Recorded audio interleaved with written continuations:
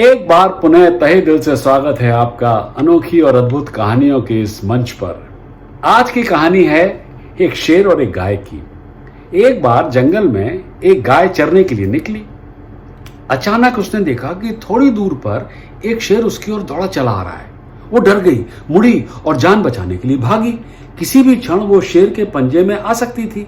गाय बचने के लिए जगह ढूंढ रही थी कि उसे एक तालाब दिखाई दिया।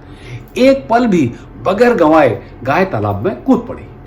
शेर भी गाय को दबोचने के लालच में बगैर आगे पीछे देखे तालाब में कूद गया। तालाब उतना गहरा नहीं था मगर दलदल से भरा था। यूं तो गाय और शेर दलदल में एक दूसरे के करीब थे, लेकिन उसमें फंसे होने के कारण वे कुछ कर नहीं पा रहे थे। अलबत्ता दोनों के सिर ऊपर थे, लेकिन खुद को मुक्त करने में असमर्थ थे। शेर डरी हुई गाय पर झपट्टा मारने की कोशिश में लगा था और फिर दहाड़ता हुआ बोला, मैं अपने दांतों के बीच तुम्हारी हड्डियों को तोड़ने की आवाज सुनने का मजा लेने वाला हूं।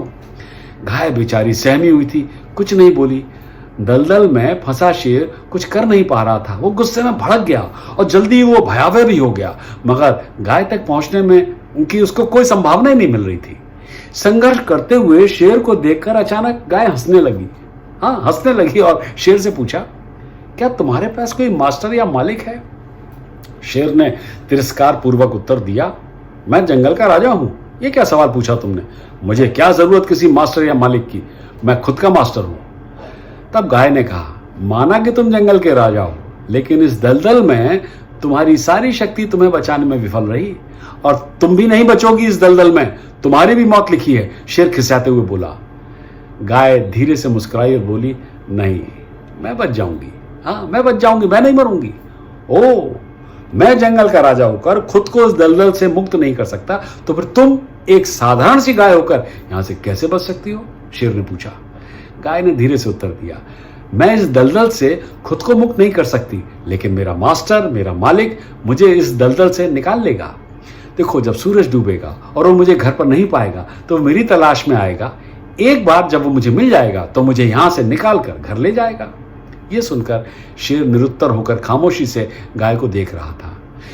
बहरहाल जल्दी ही सूरज डूब गया और गाय का मालिक वहां ढूंढता हुआ आ गया। उसने तुरंत गाय की दुर्दशा का अंदाज लगाया और फिर उसे सुरक्षापूर्वक दलदल से निकाल लिया।